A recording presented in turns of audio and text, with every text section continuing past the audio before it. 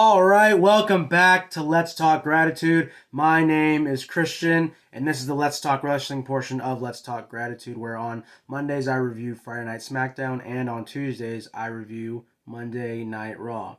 But before we get into last night's Monday Night Raw, I want to let you know about something new I'm going to be trying this week, tomorrow. So this channel is, of course, called Let's Talk Gratitude. So tomorrow I want to do what I'm cheesily calling a gratitude check-in. All it is looking at the last month, the month of January, and just looking at a few things to be grateful for that happened this month. I think gratitude is such an underrated value, and so at least on this channel, I want to try and push that value of gratitude as much as I can. Starting tomorrow and then going forward every last week of the month, I'm going to be doing one of these gratitude check-ins.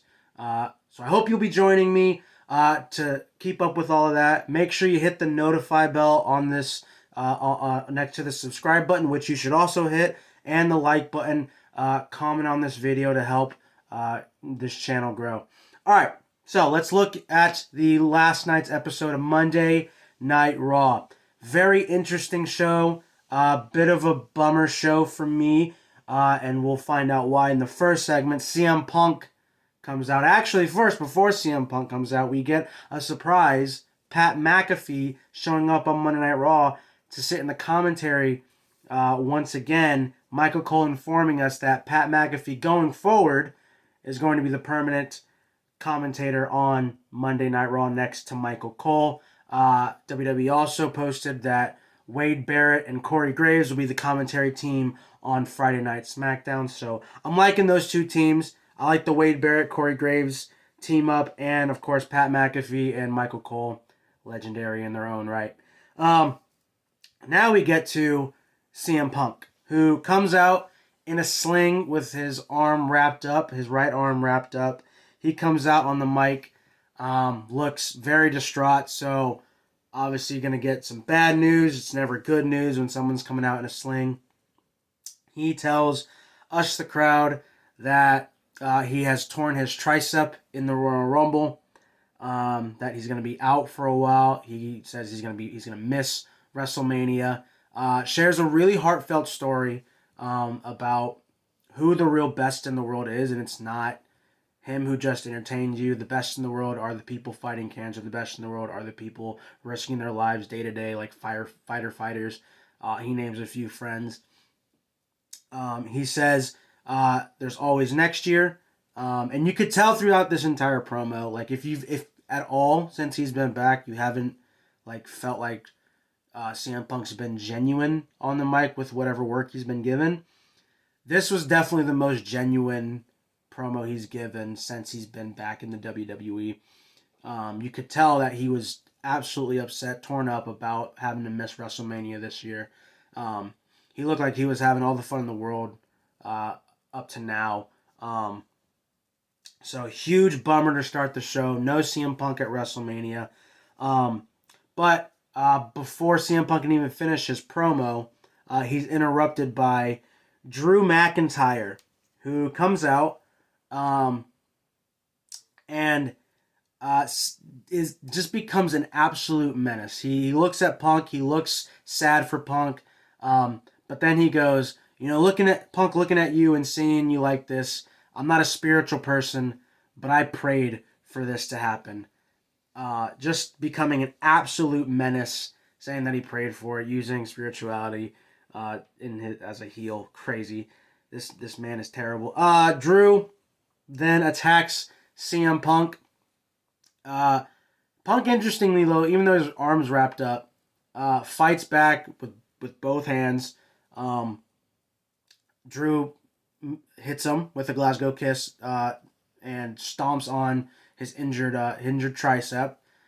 So could still take a bump. Punk could still take a hit to the arm. But while Drew is attacking CM Punk, this brings out Sami Zayne for the save, fights off Drew McIntyre, and then helps up CM Punk.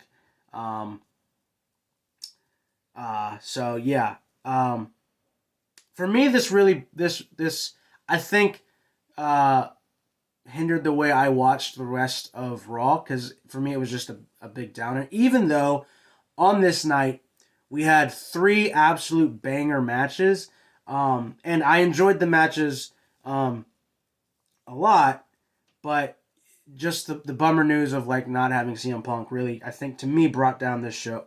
Brought down the show for me.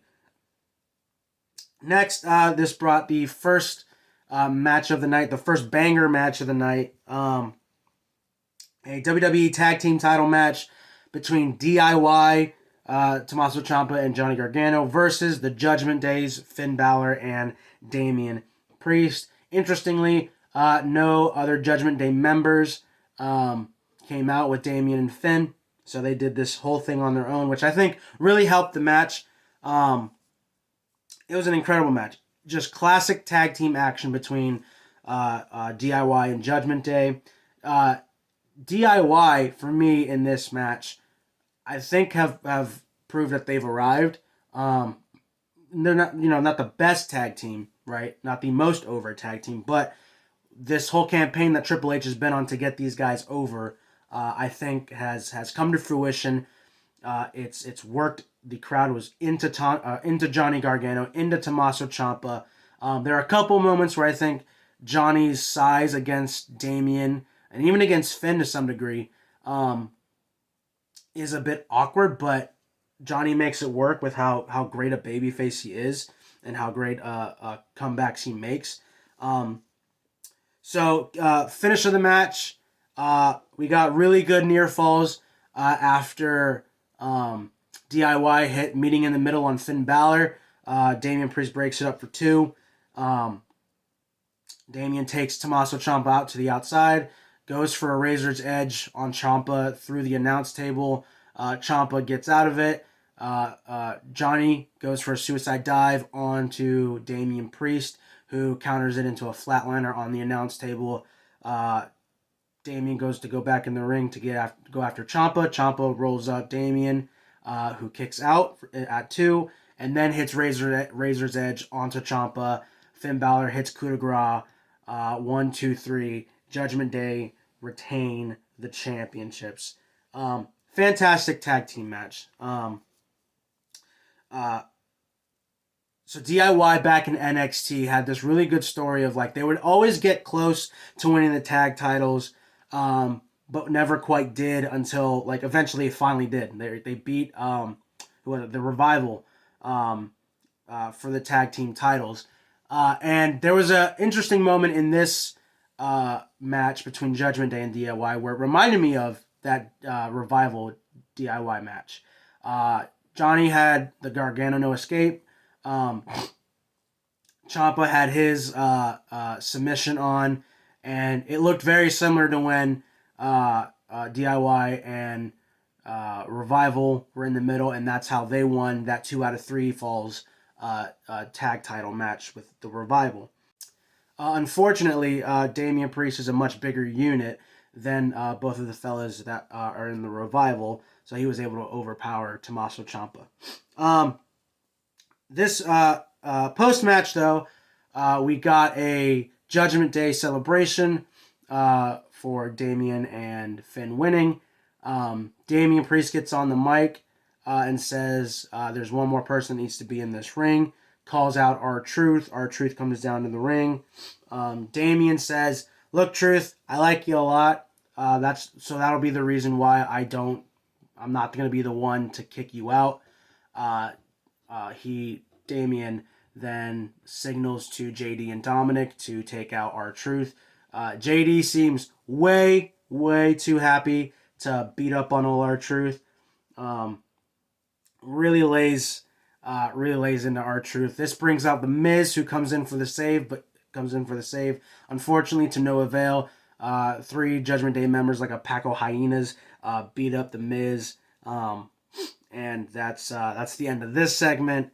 Judgment Day stand tall.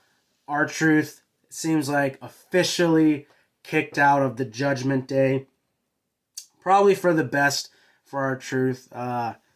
So looks like we're gonna get, though, an official reunion of the Awesome Truth, which will be exciting. and good for the tag team division, of course.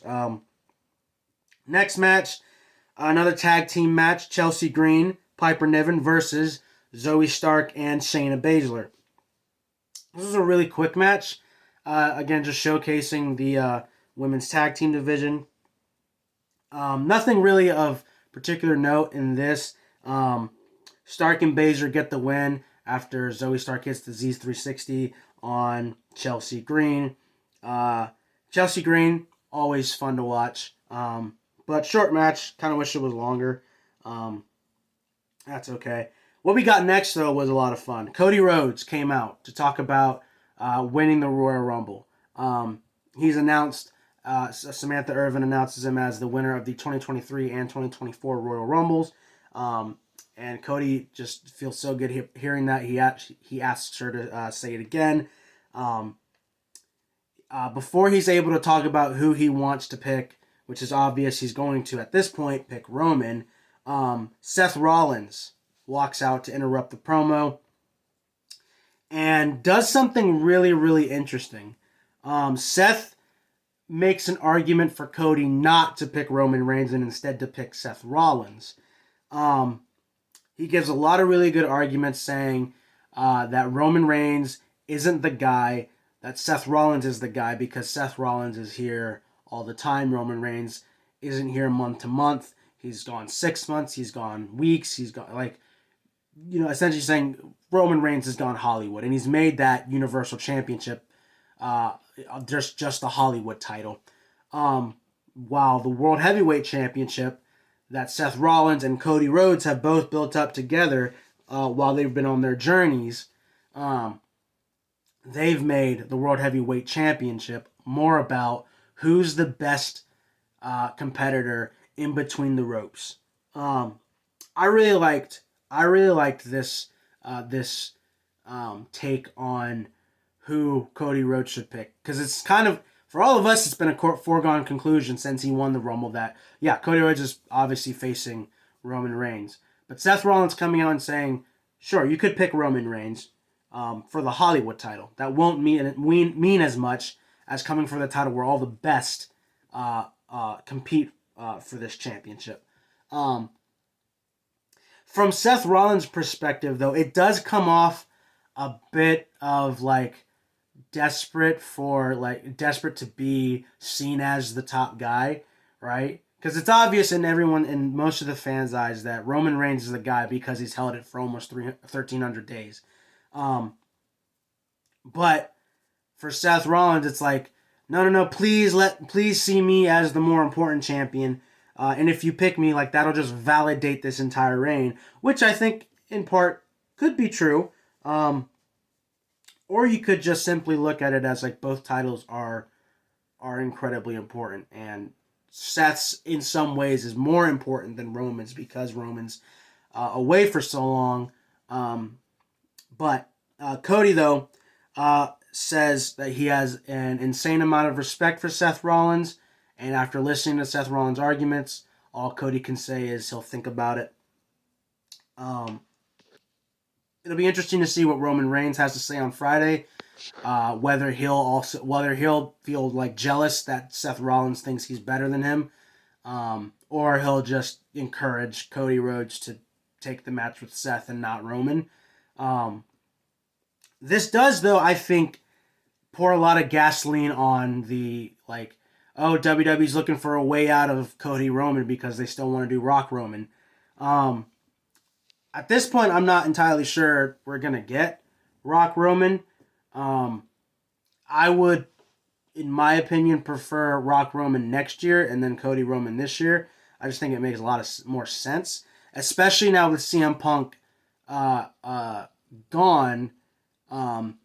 I would like to see someone else other than Cody Rhodes face Seth Rollins. We've gotten the Cody Rhodes-Seth Rollins match 3 times already. A 4th time, for me, would be a bit much. So, even though both those guys are really, really good and for a title, would just make that even more important. But that's just my perspective on it. Next match, we had Jey Uso versus Bronson Reed. This was a good match. Bronson Reed looked really, really good. in this match. I liked everything Bronson was doing in this match. I think he looked a lot more individual than kind of just one of the guys that comes out and has matches. He looked more like, his own guy, his own character, and I liked that for Bronson. Jey Uso gets the win. Big win for Jey. Jey is over as can be, and so happy he got the win. Next, we got a backstage segment in Adam Pearce's office with the newly returning Andrade, who seems to be signing with Monday Night Raw. Interesting choice. Nick Aldis comes in. Adam Pearce says, too little too late. Nick Aldis then gets a call from what he says is Braun Breaker. So assumedly Braun Breaker is going to be signing with SmackDown. These are two interesting choices because for me it seems like both of these guys' stories are on each other's show, right? Andrade's stories seem to be all on SmackDown with Santos Escobar, LWO, Legado del Fantasma, all the Lucha guys on SmackDown. While Braun Breaker, who on WWE's YouTube channel had an interview with, I think, Caleb Braxton saying that his business with the Judgment Day wasn't through, who obviously Judgment Day, while two of the members often go to SmackDown because they're tag team champions, the guy he has beef with, Dominic Mysterio, is always on Raw. Or at least the majority of the time is on Raw. So it's going to be interesting to see how they play this going forward with whatever they're going to do with Braun Breaker and Andrade. Regardless, I think both of those guys are special talents and are going to thrive in their own ways. But I think all the stories are on the opposite show that they're going to be signing to. So going to be interesting to keep an eye on that going forward. Next match, next banger of the night, Kofi Kingston versus Gunther for the Intercontinental Championship. At this point, Gunther is just untouchable in the ring.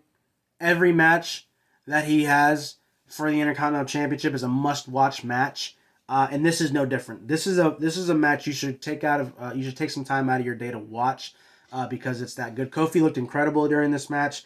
Put up a really good fight against Gunther. Gunther, obviously, just being the ring general in every ounce, every syllable of that word. Finish of this match, we got a super boom drop from the second rope onto Gunther. Looked like Kofi kind of landed on Gunther's face, which made it look even more devastating. Gunther kicks out for two. Gunther fights back with a massive clothesline that turns Kofi Kingston inside out. Goes for another clothesline. Kofi reverses that into an SOS for two. And then Gunther ends it with a combo of another big old clothesline, corner drop kick, and then ends it with a power bomb for three. Gunther retains the title. Really, really good match between Kofi and Gunther. Definitely in my mind, the best match of this Monday Night Raw episode. Definitely take some time out of your day to take a look at that match because you're not going to waste your time watching it. Next, we had Kabuki Warriors versus Tegan Nox and Natalya. Short match. Kabuki Warriors get the win over Tegan and Natalya. The biggest story coming out of this match was some miscommunication or disagreement between Natalya and Tegan Nox. Natalya wanted to tag Tegan Nox in. Tegan Nox kind of left her hanging and did her own thing. So it definitely looks like Natalya and Tegan Nox are on Splitsville pretty soon. Another thing for me with this match, Natalya on an entertainment level just doesn't really do a lot for me. So I'm looking forward to Tegan Nox kind of getting a chance to go branch out on her own. I've always seen Tegan as a single star anyway, so looking forward to when these two eventually break up. After the match, we get a celebration with all of Damage Control or not all of Damage Control. Io, Dakota, and the Kabuki Warriors in the ring, waiting for the Royal Rumble winner of the Women's Royal Rumble, Bayley, to come down to the ring. Big pop for Bayley winning. The babyface turn is slowly coming, but the crowd is already behind her. Bayley brags about winning the Rumble, brags about breaking Rhea Ripley's Iron Woman record.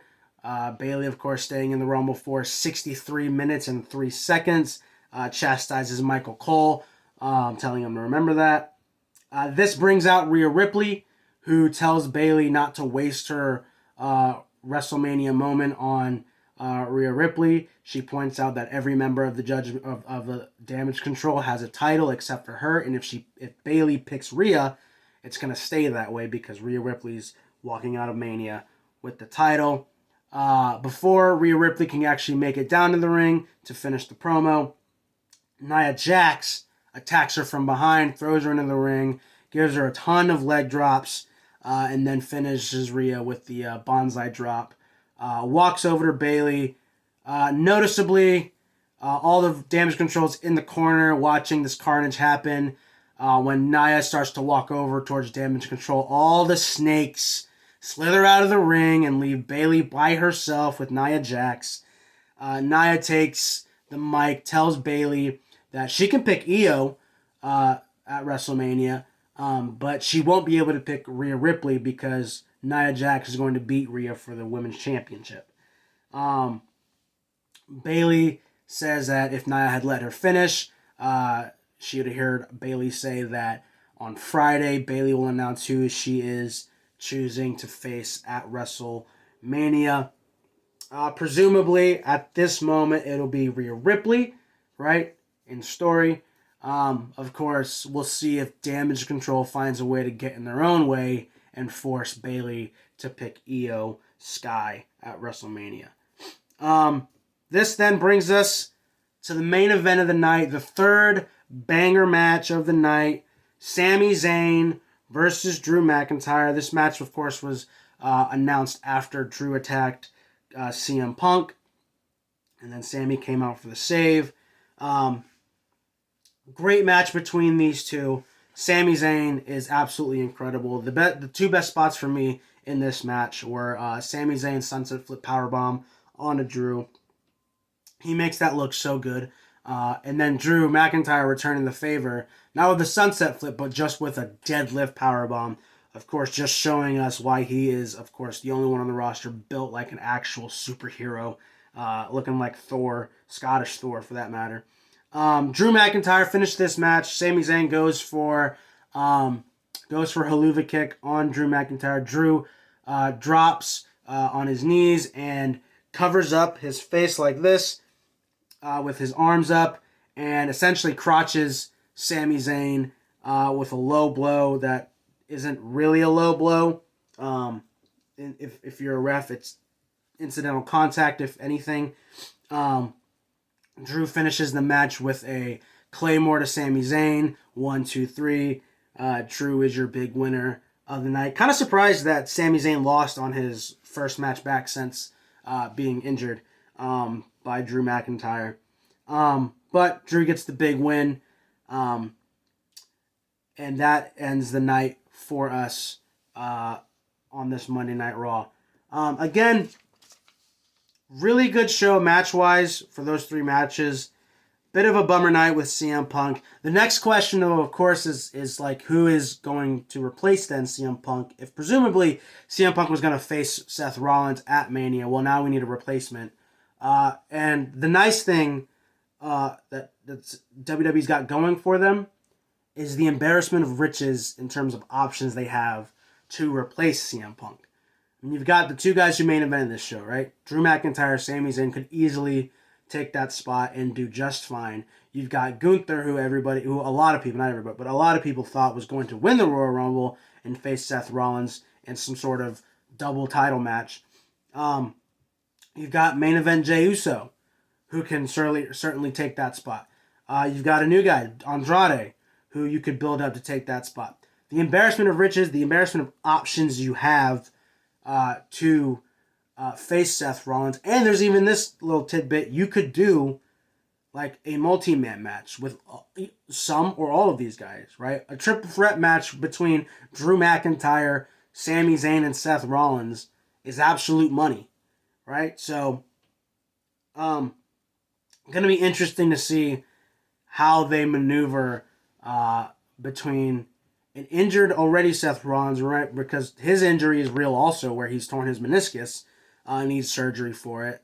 CM Punk's now injured, and you just hope going forward no one else gets injured, because right those options start to dwindle down the more people that get injured. So, if I were to make my guess, I would guess Drew McIntyre's somewhere in that world title match at WrestleMania now that CM Punk's out. I would also guess Damian Priest is probably in that match somewhere. I would love for Damian Priest to just forego the typical cash-in strategy of waiting till your opponent's like hurting and then cash in, and just do the cashing in the main event of WrestleMania, and that's that. Just because Damian has not looked the brightest in this sort of Money in the Bank run for him. So let's just simplify it. Put him in the main event right now with whoever is going to hold that title by WrestleMania, and just get it over with. Otherwise, really, really good show. If you've stuck around to the end of this video, I really appreciate you watching this video. I appreciate every person who's got eyeballs on it. Do me a favor, if you want this content to grow, if you want this channel to grow, hit the like button, comment what your favorite part of the night was. Who do you think is going to replace CM Punk against Seth Rollins at WrestleMania? Subscribe to the channel, help this channel grow, and I will see y'all in the next video. Bye, y'all.